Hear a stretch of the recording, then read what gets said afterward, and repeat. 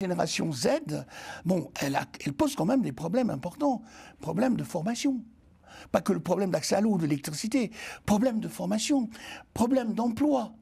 Et donc, comment, effectivement, la société malgache, comment l'élite malgache ou comment les dirigeants malgaches vont apporter des réponses, sachant qu'il y a aussi un problème de financement. Oui, on y Et ce viendra. problème de financement est un problème réel.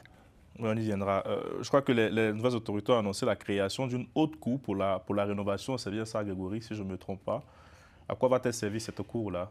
Une haute cour pour la rénovation.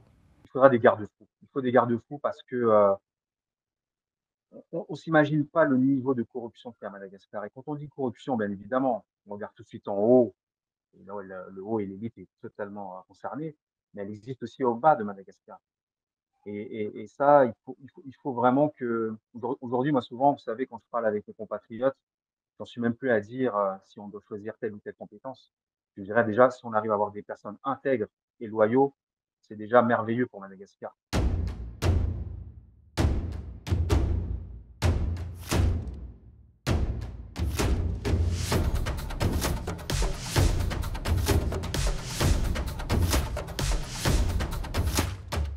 Bonsoir à tous. Le régime du président André Radzouel vacillait depuis quelques jours. Aujourd'hui, la messe semble être dite après la destitution du chef de l'État par l'Assemblée nationale. L'armée revendique désormais le pouvoir. Comment sommes-nous arrivés là? À quoi faut-il s'attendre dans les prochains jours? Et surtout, comment cette situation est vue depuis les différentes capitales africaines? Pour en parler, je reçois sur ce plateau Guy Mafimba. Bonsoir. Bonsoir, monsieur Karim. Journaliste Merci. politique très bien connu sur nos antennes. Lucien Pambou, bonsoir. Bonsoir, Garli. Éditorialiste, professeur d'économie. Et en duplex, Grégory Sileni, analyste politique. Bonsoir, Grégory. Bonsoir, Khalil. Bonsoir à tous les téléspectateurs. Grégory, je reste avec vous pour comprendre, pour refaire un peu le film, pour ceux qui ne connaissent pas bien l'histoire de Madagascar, qui tombent un peu sur cette actualité de destitution du chef de l'État. Est-ce que vous pouvez revenir un peu sur les moments forts qui ont marqué la chute du président Radzouel? Le président Radzouel était en déplacement aux États-Unis, dans le cadre de l'Assemblée générale des Nations Unies. À Madagascar, il y a eu des manifestations qui ont été initiées, menées par une jeunesse. Il faut rappeler que la jeunesse malagasy représente 2 tiers de la population. Cette jeunesse s'est identifiée sous une entité appelée la Gen Z et a mis en exergue les problématiques structurelles qui existent à Madagascar, à savoir l'accès à l'eau et l'accès à l'électricité. Ces manifestations étaient, on va dire, soudaines, pas forcément préparées, même si on savait bien évidemment qu'il y avait des grands problèmes de pauvreté à Madagascar, qu'on pouvait légitimement contester un peu la politique malgache depuis maintenant le premier mandat d'André Rajoelina, suivi d'un second mandat entamé. Et au retour d'André Rajoelina sur l'île, un certain nombre de décisions ont été prises, toutes pouvant être contestables, en tout cas sur un plan strictement politique, avec notamment le limogeage du ministre de l'Énergie qui est porté comme responsable de la situation. Et s'en est suivi derrière la destitution du gouvernement de Christian Tsai. Christian Tsai qui était là depuis le début, puisqu'il était là même un an avant l'arrivée d'Andragen. Il était déjà à la primature à Madagascar sous la présidence d'Erajan Ramampian. Et là où je pense qu'il y avait déjà une erreur fondamentale d'Andragen et qu'il ne mesurait pas ce qui se passait localement à Madagascar, c'est qu'il a tenu pour responsable son gouvernement. C'est-à-dire que lui-même, en tant que chef d'État, à aucun moment il a dit que la faute lui revenait, qu'il devait faire quelque chose. Derrière cela, après, il y a eu un moment très stratégique parce que ce qu'il faut savoir, c'est qu'il y a eu quand même 22 morts au cours de ces manifestations. D'ailleurs, je profite quand même toujours de ce moment-là pour rendre hommage à ces pertes malagasy et aussi aux familles qui ont subi ces deuils et également des blessés à Madagascar. On a vu des images qui ont circulé sur les réseaux sociaux notamment, où on montrait des images où les militaires tiraient sur la population civile et qu'il y avait des choses relativement injustes. Et je pense que ce lourd tribut, les militaires ne voulaient pas être associés à cela. En tout cas, c'est ce qui s'est passé. Et à un moment, il y a eu ce moment déterminant lorsque le CAPSAT, c'est cette entité où il y a tout le stock normalement d'armement militaire qui est assez stratégique a décidé via notamment son représentant, le colonel Angela Mirin, qui a dit qu'il pouvait plus, qu'il s'associait clairement à aux manifestants et qu'il ne s'associait plus du coup aux directives du président Andrajoen. Et donc là, ça a été vraiment un moment déterminant parce que là, je pense que clairement, bon, j'ai passé aussi, bien évidemment, il y a eu la nomination d'un Premier ministre et trois ministres ont été également nommés comme étant des ministères stratégiques en période de crise, en tout cas les ministères régaliens qui étaient là pour assurer la sécurité à Madagascar. Mais dès qu'on a eu l'information, nous, on a été un peu informés un petit peu en amont qu'il y avait, tout ce désordre au niveau du corps militaire et que se désagréger clairement des autorités malagasques, ça a été l'affolement et la panique totale au niveau de la présidence. Et c'est là qu'on a vu l'exfiltration du président, certainement bien évidemment avec un soutien français, et toutes ces déclarations qui sont suivies, où là, on a frôlé clairement en tout cas l'amateurisme et la précipitation, alors qu'il fallait quand même avoir une certaine gestion. Et c'est là qu'on attend quand même les hommes d'État dans ce genre de situation, même si bien évidemment, quand on a tout un peuple comme ça, qui légitimement a des revendications totalement légitimes et qui a tout un peuple comme ça contre vous, c'est très compliqué pour le chef d'État en place. Grégory, merci beaucoup. Vous avez évoqué tout à l'heure des nominations. Effectivement, on sentait qu'il y avait un début d'assouplissement de la part du chef de l'État lorsqu'il semblait restructurer un peu son équipe. Euh, Qu'est-ce qui n'a pas marché finalement avec cette méthode, à votre avis? Bon, vous savez, tout ce qui s'est passé au cours de ces derniers jours, on a vraiment eu, je pense que les journalistes ont été très contents parce que vu toutes les informations qui arrivaient, qui étaient quand même assez importantes, ça a mis en lumière en fait tout l'amateurisme qu'il y avait pu avoir jusqu'à présent. Parce que quand vous savez, vous faites des projets d'infrastructure, c'est très bien et on va tous dire ça, les économistes vont vous le dire, on a besoin de ces projets d'infrastructure à Madagascar comme dans beaucoup de pays africains. Mais quand vous savez que votre population, il n'y a que 36% de votre population qui a accès à l'électricité, bah, on sait où vous devez mener votre politique en premier lieu, parce que l'énergie, c'est fondamental. Mais en plus, j'ai évoqué l'eau et l'électricité, mais j'aurais pu aussi dire les plus de 75% de la population qui vit avec moins de 2 dollars par jour. Et là, c'est la grande pauvreté. Donc, pour répondre à votre question, on a un président en fait qui n'a pas pu gérer cette situation de crise. C'était une gestion de crise, hein, tout simplement. Donc, il aurait fallu apporter, je pense qu'il aurait fallu amener un dialogue. Il n'aurait pas fallu fuir devant ses responsabilités. Il fallait assumer la situation. Ils ont dire tout simplement, je vous ai entendu, j'ai compris. Comment peut-on construire ensemble? Il fallait voir un certain nombre de choses, je pense, pour pouvoir composer avec cette jeunesse. Parce que là, ce qu'on est en train de voir finalement, et je pense que j'anticipe un peu sur vos questions, mais ce qu'on est en train de vivre l'après à Madagascar, c'est que les risques qu'ils peuvent avoir, c'est est-ce que les revendications de cette jeunesse et tout ce bon volontarisme qu'on a pu percevoir, est-ce qu'il va être préservé avec le corps militaire? Donc c'est pour ça que je vous dis c'est important d'écouter cette jeunesse. Et même ce qui a été installé, il y a eu un dialogue qui a été installé à la présidence, c'était pas fondamentalement des représentants de la Gen Z, c'était plutôt des gens qui avaient quand même. C'est vraiment intéressant parce que j'allais venir. Je me rappelle que lorsqu'on avait nommé Mme Lovarinel en tant que conseillère spéciale du président, on nous vendait l'idée d'un dialogue avec les Malgaches de la diaspora, avec la jeunesse et tout. Vraiment, c'était du pipeau, pour parler un peu comme elle est assez triviale. Oui, oui, c'est ça, je vous dis, en fait, si vous voulez, hein, si on regarde un peu le double quinquennat inachevé du président Drajouen, c'était la première situation de crise, tout simplement. Il n'y avait pas eu de situation de crise à Madagascar jusqu'à présent. Donc là, clairement, euh, le pouvoir était basculé dans ses retranchements. Il fallait réagir. Et il y a eu aucune réponse politique. Et le président n'a pas su réagir face à cette situation. Donc c'est ça qui est malheureux parce que voilà. Et quelque part, de toute façon, hein, ça donne clairement caution aux opposants d'Andrajouen, à ceux qui contestaient clairement sa présidence, parce que voilà, il n'a pas su faire face à la situation, tout simplement. Mais chez vous, vous avez eu l'occasion souvent de travailler avec des chefs d'État, de les côtoyer. Guy Mafimba, est-ce que le président a fait face, comme disait Grégory, a fait preuve d'amateurisme dans la gestion de cette crise?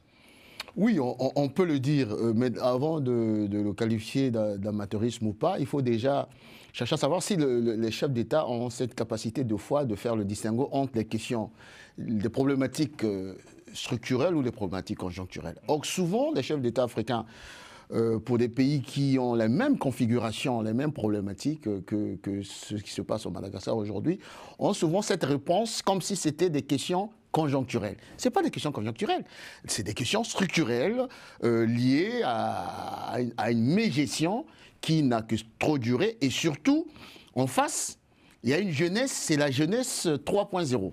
C'est la jeunesse de l'immédiateté, on va dire comme ça. C'est-à-dire de l'immédiat. Ils veulent avoir fast food. Voilà, des solutions à l'immédiat.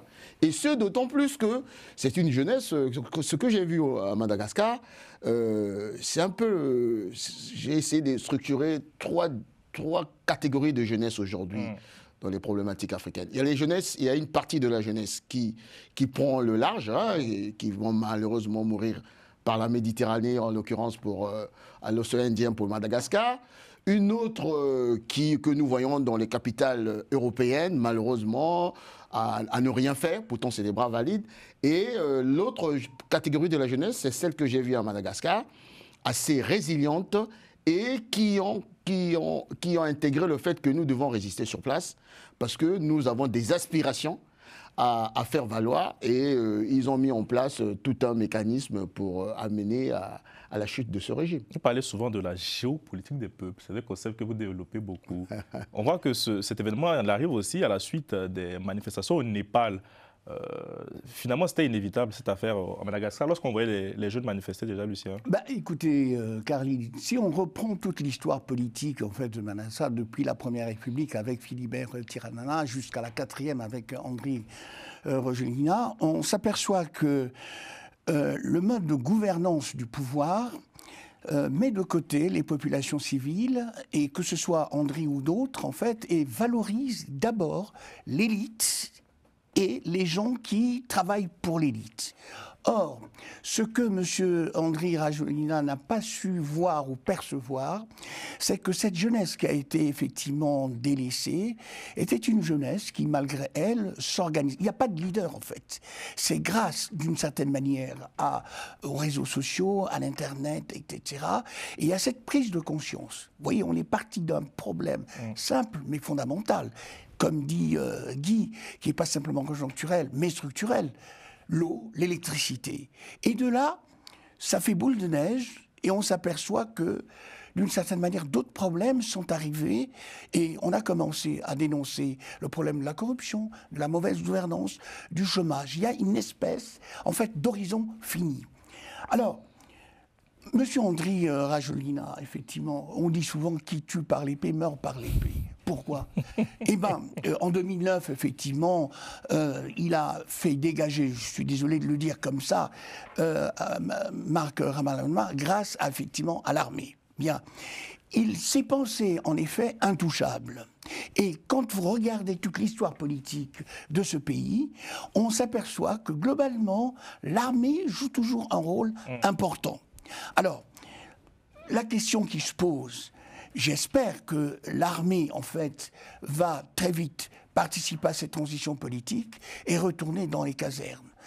Parce que si elle ne le fait pas, ça risque d'être préjudiciable à Madagascar en termes de politique de financement, en termes de gouvernance. Mais l'autre question qui est posée, sur quelle constitution va-t-on réfléchir, raisonner? Alors, c'est un vrai problème, et si on fait une translation avec ce qui se passe en Afrique, c'est la même chose comme Guy, c'est exactement la même chose. Ce qui est assez intéressant dans cette génération Z, bon, d'abord, c'est quasiment 70% de la population, hein, ils ont moins de 30 ans. Et ce qui est assez intéressant, c'est qu'ils sont très conscients. Ils ne sont pas très politisés au sens où on l'entend, mais ils sont en fait très à l'écoute des problèmes qui se posent à eux. Les problèmes de corruption, les problèmes d'inégalité sociale. J'allais dire, c'est une génération morale, à défaut d'être politisée. Merci beaucoup, Lucien. Grégory, moi, j'aimerais qu'on s'attarde un peu sur la composition de cette Gen Z. De quoi est-elle faite concrètement à Madagascar? Bon, elle est assez hétéroclite, hein. Je pense que vous savez, c'est ce qu'on a vu, hein, finalement dans ce mouvement, c'est que progressivement, tout le monde a commencé à se rallier. Le mouvement des jeunes, on parlait des jeunes, il n'y avait pas que des jeunes, il y avait aussi des moins jeunes, parce qu'il y avait plein de gens qui étaient touchés, que ce soit le monde des universités, le monde des syndicats des travailleurs, l'économie informelle, il y avait plein de gens qui étaient touchés. Mais là où c'est intéressant sur ce qui a été dit, je pense que Madagascar, nous, vous savez, on a cette singularité, c'est qu'on est une île, qui plus est une grande île. Et souvent, on est précurseur de beaucoup de choses en Afrique, hein. Vous savez, la crise de 2002, c'était, souvenez-vous, on a fini à un moment donné avec deux présidents, avec Didier Rassière d'un côté et Marc Ravalman. Et quelques temps après, il y avait un peu la situation identique en Côte d'Ivoire avec Laurent Gbagbo et Alassane Ouattara. Je pense qu'il y a quelque chose qui est en train de se jouer par rapport à la jeunesse, parce qu'il ne faut pas oublier que notre continent est le continent le plus jeune. Et oui, je suis tout à fait d'accord et je rejoins également ce qui a été dit sur un problème structurel. On est face à un problème structurel. Il fallait donc conjuguer deux choses dans la politique à mener en interne, à savoir répondre à des choses conjoncturelles et structurelles. Et ça peut aussi penser, hein, si on devait prendre un peu de recul sur ce qui s'est passé aussi au Sénégal avec le mouvement Y en a marre. Ça permet aussi cette alternance au Sénégal. Donc ça, je pense que c'est de bon augure pour Madagascar et ça peut en tout cas créer une prise de conscience. Parce que là, en fait, on parle beaucoup d'André Azoulay, mais quelque part, c'est surtout la classe politique qui est visée. Parce que là, aujourd'hui, on arrive à si on pouvait dire vulgairement, se débarrasser d'un chef d'État. Mais qu'est-ce qui va se passer après? Parce que la classe politique, on sait, la corruption, elle date pas d'André Azoulay, elle existait avant. Les problèmes d'électricité existaient aussi également avant.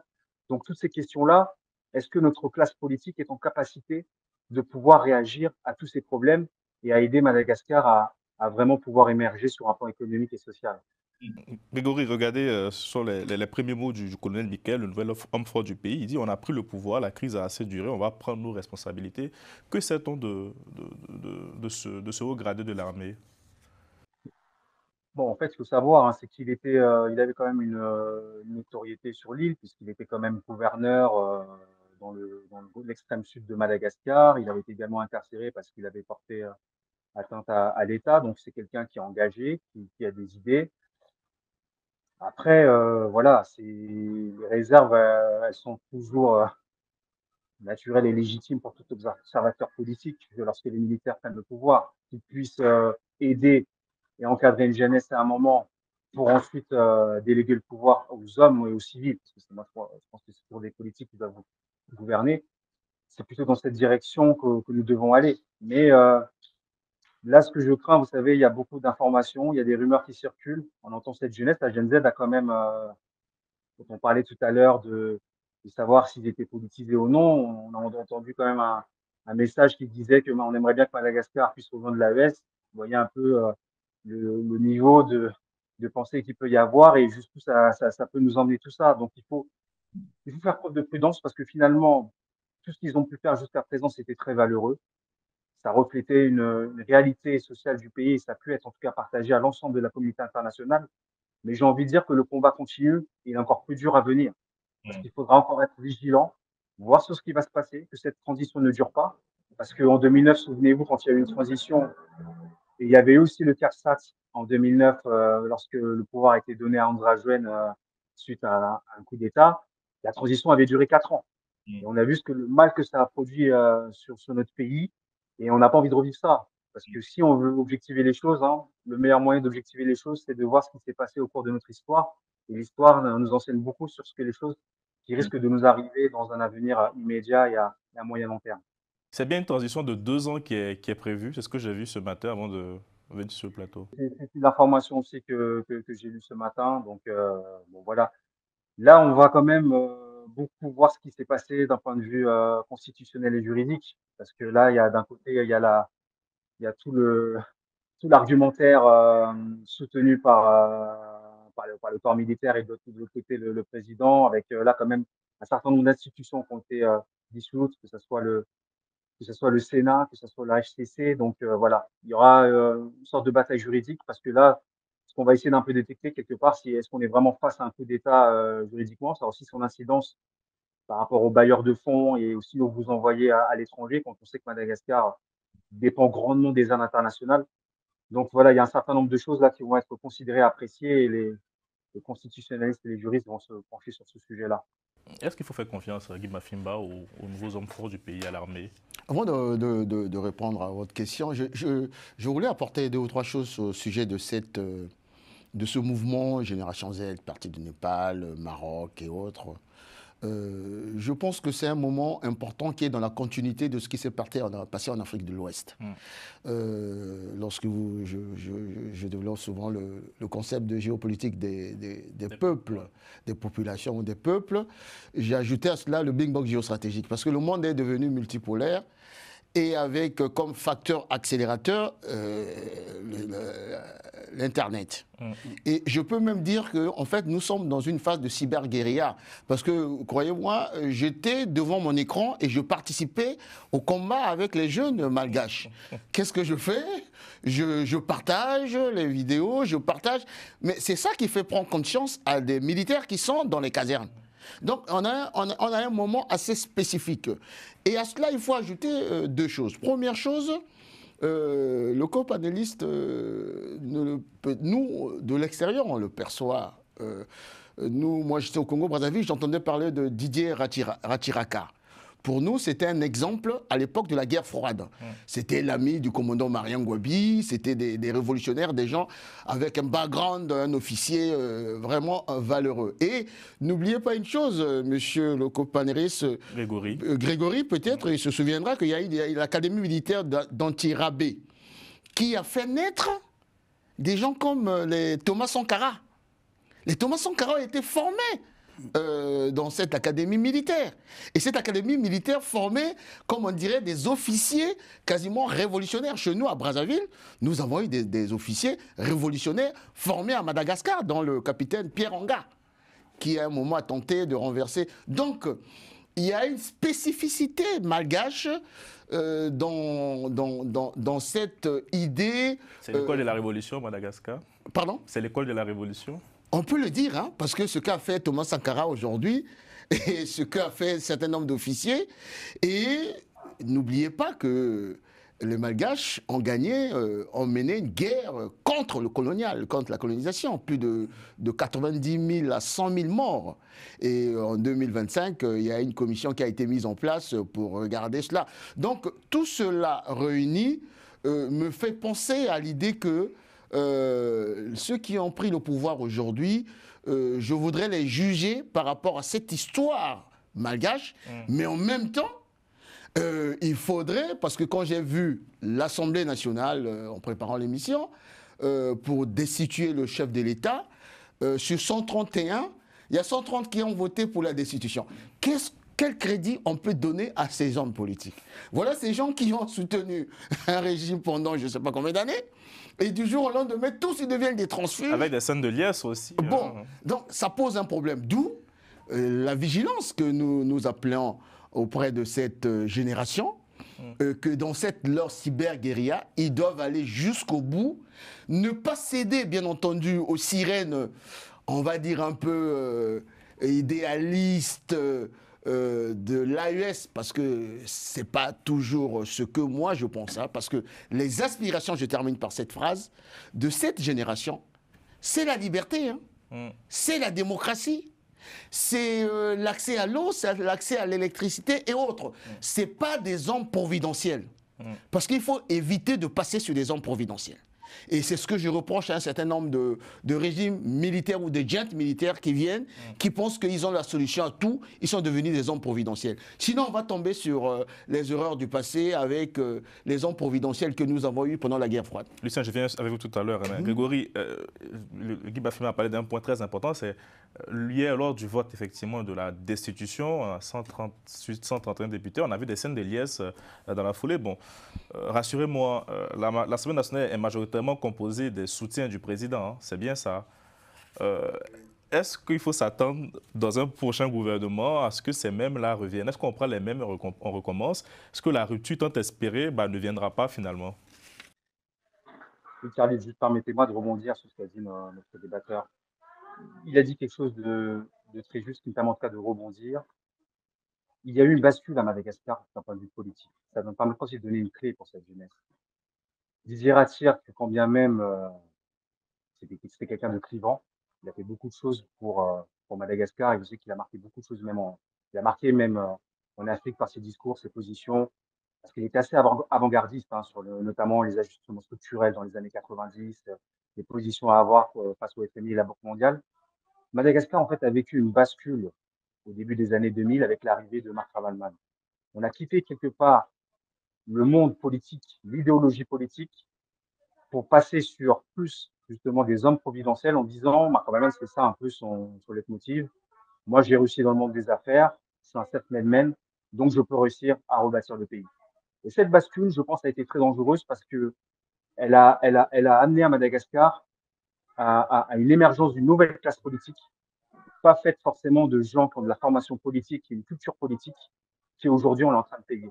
Donc ça, c'est très important de le souligner parce que je trouvais que c'était bien certaines choses qui ont été dites et je pense qu'il fallait qu'on puisse éclairer les téléspectateurs par rapport à ça et ce qui s'est vu sur Madagascar. Et aujourd'hui même, hein, Andrajon n'est pas de formation politique, il est plutôt dans un continuum de ce qu'a pu faire Marc Ravalman d'ailleurs.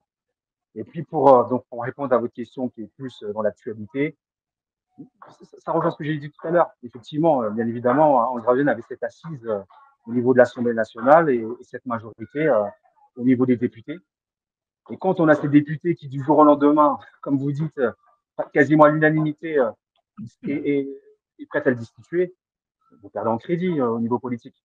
Donc c'est pour ça que je vous dis, la génération Z et la Gen Z doivent vraiment être très attentifs et vigilantes et poursuivre pour exercer ce contrôle, pour qu'on puisse assurer un système politique, nos institutions, parce qu'en fait, souvent aussi, en Afrique, on aime bien remettre en question les institutions, remettre en question les concepts démocratiques. C'est pas les institutions le problème, ce sont les hommes. Donc nous, il faut qu'il y ait une organisation qui se fasse. Il faut que la société civile s'organise, parce que ça fait partie de la démocratie, pour qu'il y ait un réel contre-pouvoir à Madagascar. Lucien, est-ce qu'il faut faire confiance à cette nouvelle génération et puis, est-ce que la rupture est bien loin quand on voit ces scènes de liesse des élus les scènes de à la destitution? Oui, mais les scènes de liesse, effectivement, marquent ou déterminent ou définissent en fait un comportement que l'on peut critiquer. C'est vrai.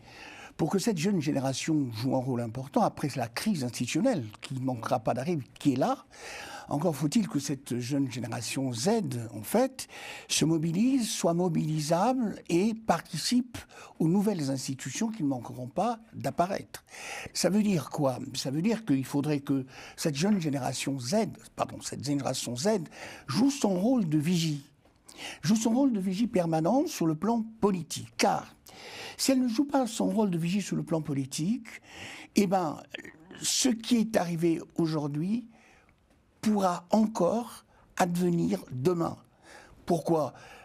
Tantôt, je l'ai dit, à savoir qu'il y a une sorte de collusion entre les élites malgaches pour conserver le pouvoir, pour ne pas satisfaire les biens nécessaires de la population. L'eau et l'électricité sont les biens primaires, à la limite, et continuer à s'enrichir. Alors, Grégory, tout à l'heure, effectivement, a mis l'accent sur l'ouverture, effectivement, de Madagascar. C'est vrai que Ravaloman, quand il est arrivé effectivement aux affaires, a mis en place un modèle libéral.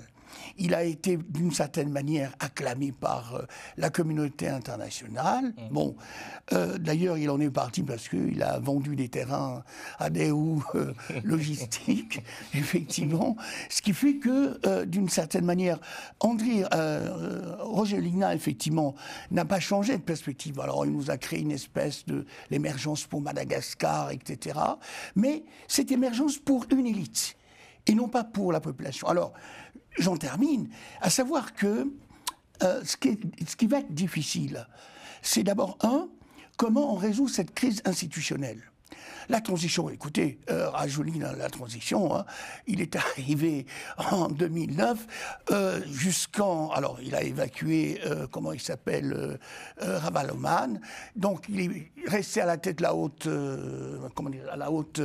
autorité. Voilà, haute autorité, et il est devenu président de la République après avoir mis à la place un homme lige en 18, à savoir Eri Rampianina. Ses livres, Mafimba, c'est plus facile à prononcer. Vous avez du mal avec les noms malgaches. C'est plus facile à prononcer. Bon, ben voilà. Donc, en fait, à cette crise institutionnelle, une méthode.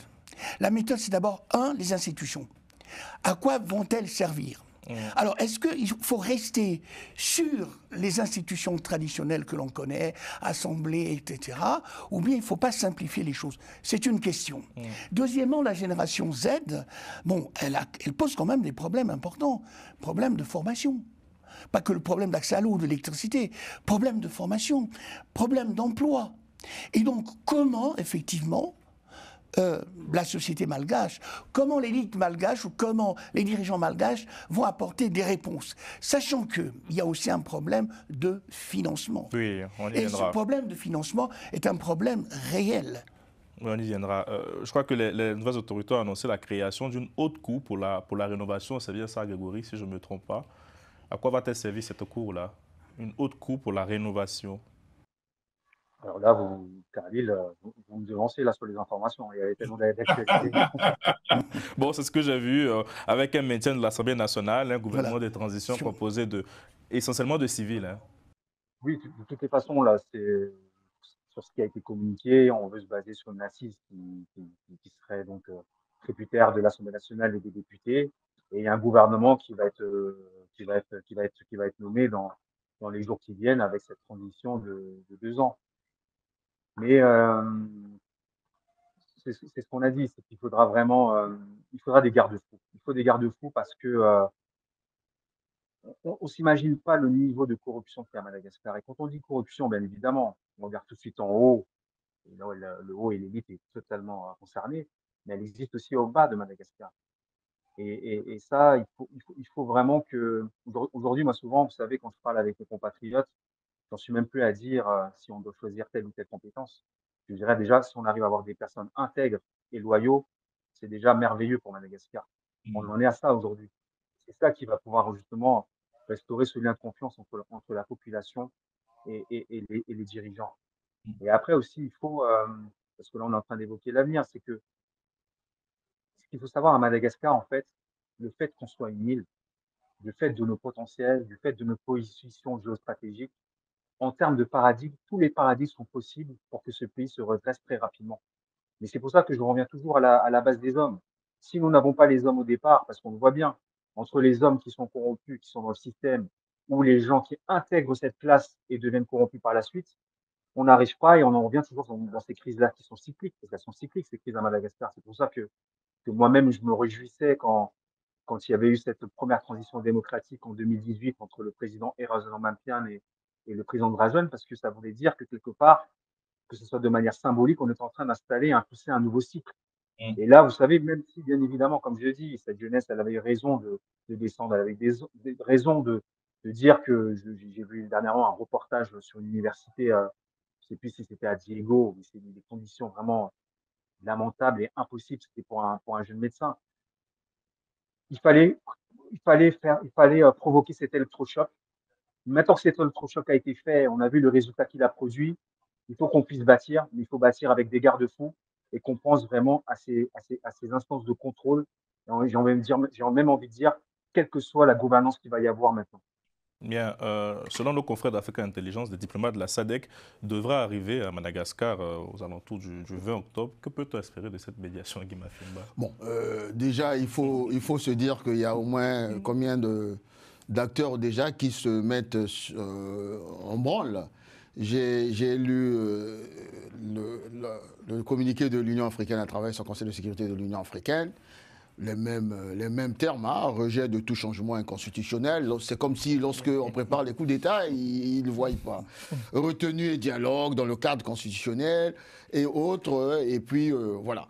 Et la France, on va y revenir très certainement. Bien sûr. Bon, avec le narcissisme du président Emmanuel Macron, qui n'a jamais tiré les enseignements de ce qui s'est passé à la Bérésina, au Niger, au Tchad et autres. Il assume l'extradition, le respect de l'ordre constitutionnel. Et ce qui est terrible, c'est qu'il est dans le en même temps. En même temps, il dit, il comprend l'aspiration des jeunes, la géopolitique des peuples et tout. Et en même temps, il dit attention aux factions militaires, attention à l'ingérence étrangère. Et là, je reste là sur l'histoire de l'ingérence étrangère. Et je me pose la question sur le background, j'aime bien cette expression, de la diplomatie française actuellement. Comment pouvez-vous imaginer que une jeunesse 3.0, une jeunesse assez instruite, une jeunesse qui vit dans un monde qui est devenu un village planétaire, ne soit pas conscient qu'il n'a pas l'accès à l'eau, l'accès à l'électricité, l'accès à l'emploi, et il a besoin des Russes pour se dire « nous devons exiger cela ». C'est une insulte à cette jeunesse. Et c'est la difficulté aujourd'hui du président Macron et de la diplomatie française de ne pas comprendre, de ne pas anticiper. Et comme disait tout à l'heure Grégory, c'est cela, Oui. Madagascar, c'est un positionnement géostratégique très très important. Lorsqu'on voit ce qui se passe en l'île Maurice, aux Seychelles. Et aujourd'hui, les jeunes se disent, nous pouvons arriver à ces indicateurs-là. Pourquoi? Et s'il faut changer de partenariat, s'il faut modifier le paradigme, ils le feront sans se poser des questions. Maintenant, pour la SADC, moi, je suis toujours plus ou moins attentif à ce qui se passe à la SADC. Pourquoi? Parce qu'il y a des pays exemples là-bas. Ce n'est pas la CEDEAO. Aujourd'hui, lorsque vous prenez la parole, que peut représenter la parole d'un Ouattara en termes de liberté, de démocratie, du président ivoirien, ou de Faure Yadema? Ça n'a pas de sens. Mais aujourd'hui, la parole d'un Ramaphosa, oui, ça peut compter parce que c'est un pays démocratique. La parole d'un pays, d'un chef d'État de Botswana, de la Namibie, voilà. C'est des pays qui sont des exemples en matière, on va dire en matière démocratique et autres, et même en termes de réalité économique. Maintenant, voyons voir. Là où la messe est déjà dite, qu'est-ce qu'elle peut bien faire, cette mission? Non, mais moi je pense qu'elle doit accompagner la transition. Elle doit accompagner cette transition parce que cette histoire de retour à l'ordre constitutionnel, ça n'a plus de sens. Il faudrait que le président Macron comprenne que l'Union africaine a perdu toute crédibilité, la CEDEAO a perdu toute crédibilité, la CEMAC a perdu toute crédibilité. Aujourd'hui, cette génération 3.0, avec la nôtre, hein, nous on est un peu plus vieux, nous pouvons accompagner pour changer les paradigmes, pour qu'on prenne en compte l'aspiration de nos peuples respectifs, de cette jeunesse, à la liberté, à la démocratie. Nous sommes capables de repenser la démocratie telle que nous la concevons, en partant du principe qu'il y a de l'intelligence aussi dont nous regorgeons. Bien, Lucien, malheureusement, Magloire, l'homme est un monstre pour l'homme.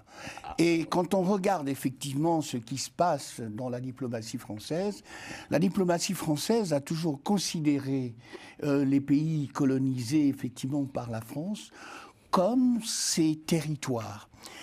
C'est-à-dire que rien ne doit changer. Bien sûr que nous avons une inspiration très forte à faire bouger les lignes, à faire bouger les choses.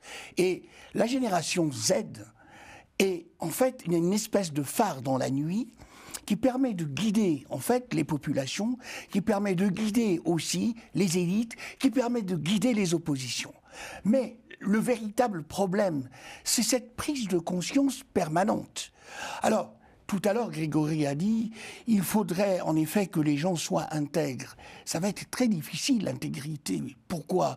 Parce que la plupart d'entre nous sommes influencés, quand on est aux affaires, il faut le dire, sommes influencés par quoi? Mais par l'extérieur, par les privilèges, par la richesse.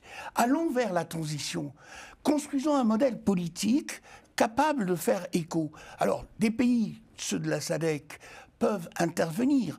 Mais j'ai bien peur que ces pays-là n'interviennent que sur des problèmes institutionnels et politiques et laissent de côté les données sociales. Et en laissant de côté les données sociales, j'ai bien peur, un peu comme Rajoline dans la haute cour de transition, mais que l'on reparte absolument vers la même chose. Je ne suis pas pessimiste, mais je suis réaliste. Grégory, et vous, quelles sont vos attentes de cette mission de la SADC? Je pense que la SADC, elle est dans son rôle. C'est important qu'en tant qu'entité régionale, elle soit présente, qu'elle rencontre les autorités pour entendre aussi leur discours, pour voir comment ils vont se prononcer. Est-ce qu'il y a, j'ai beaucoup parlé tout à l'heure d'impréparation, est-ce qu'il y a des choses qui sont en train de se dessiner et d'émerger, et comment vont-ils se positionner par rapport à cette société civile? Donc, je pense que c'est déjà important d'une manière symbolique qu'elle soit présente. Après, vous savez, Madagascar et la relation avec la SADC, c'est toute une histoire, il y a un précédent. Donc la SADC, on n'en garde pas un grand souvenir, notamment avec cette haute autorité de transition qui a eu lieu en 2009 et qui s'était éternisée avec le NIMI, Niandra Joali Matravaman pour les prochaines élections. Donc ça aussi, il faudra faire preuve de vigilance par rapport à cet antécédent et l'histoire qu'il y a entre Madagascar et la SADC. Et sur le cas de la France, hein, le président Macron, hein, qui était en marge de son déplacement à Sharm el-Sheikh en Égypte, il a plaidé pour le respect des institutions. Est-ce que vous pensez que, il y a eu une faute dans sa première prise de parole au regard de cette situation où c'était la bonne manière d'agir à votre avis, sachant qu'on sait que le président a été exfiltré, selon RFI, par un avion de l'armée française? Pour le coup, là, c'est un peu plus complexe, hein, le cas d'Emmanuel Macron vis-à-vis de Madagascar. Parce que là, en l'occurrence, dans notre relation bilatérale, c'est une relation assez complexe, hein. Il y était en avril, hein. Vous savez, entre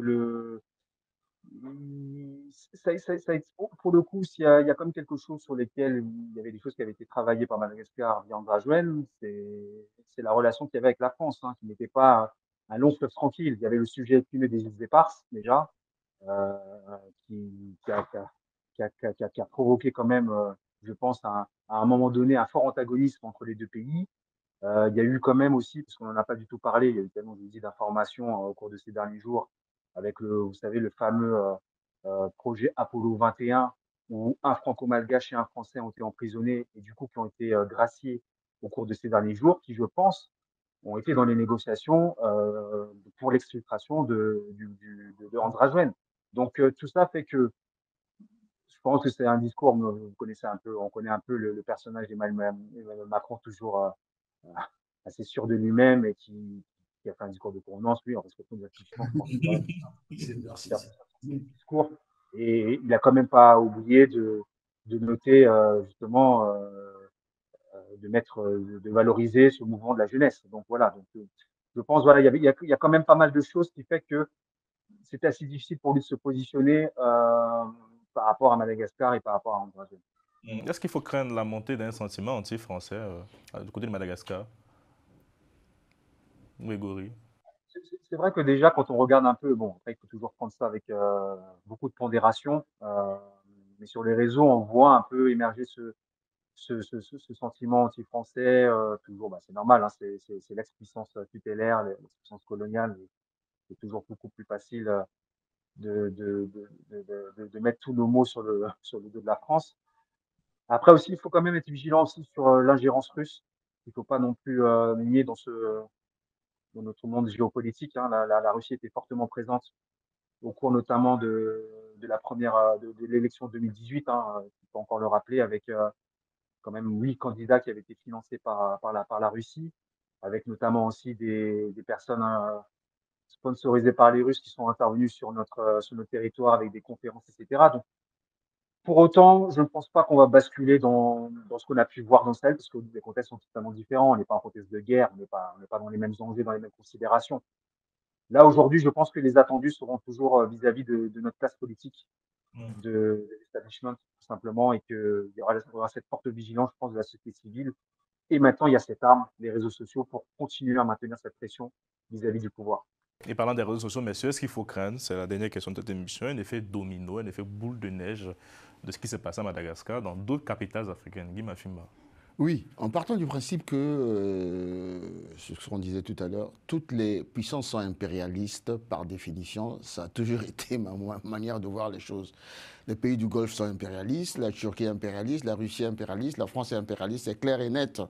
Maintenant, par rapport à cela, la seule chose que je veux dire, la spécificité de la France hier, c'était lorsqu'il y avait des tombées, il y a eu quand même 22 morts. Je n'ai pas vu un communiqué du Quai d'Orsay.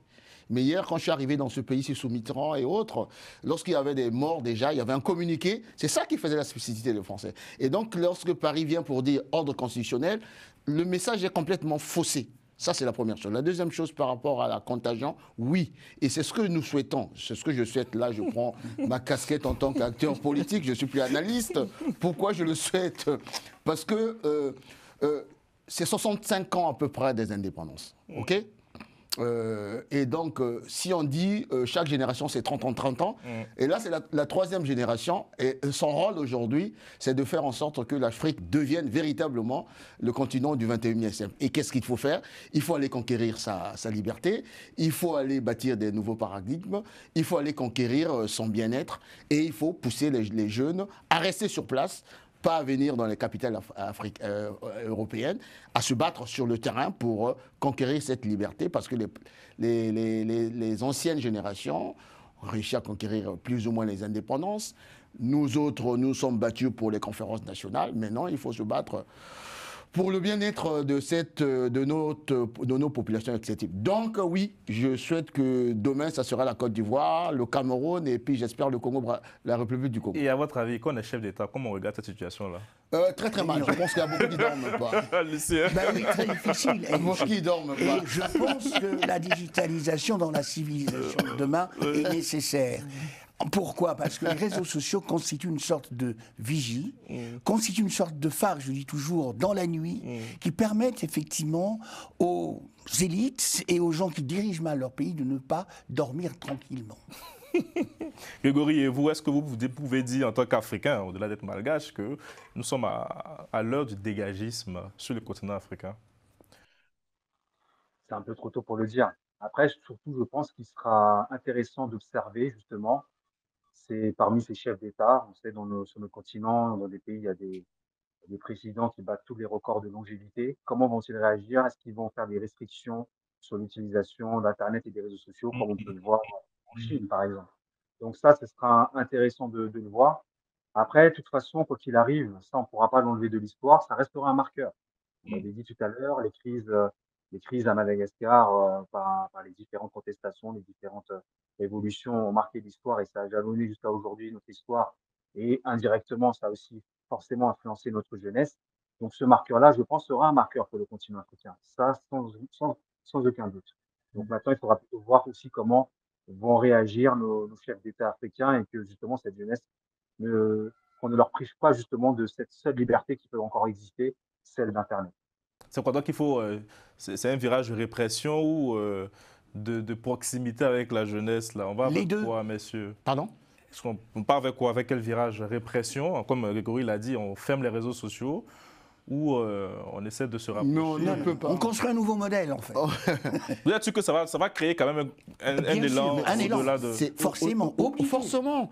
Parce que hier, Ben oui. on s'est battu ici pour les questions sûr. de changement de la Constitution. On a vu tout ce qui s'est passé en Afrique de l'Ouest.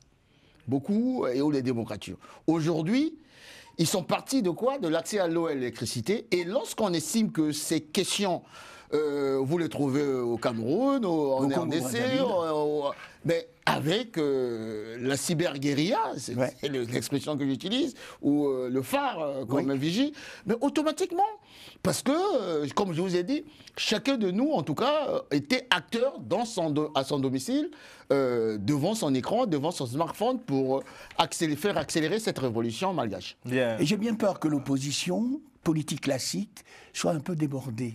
Si elle veut exister, il faudrait peut-être qu'elle regarde de ce côté-là. Ouais. Exactement. C'est important parce que regardez même au Togo, je pense que c'est d'abord la société civile qui a mené le mouvement. Exactement.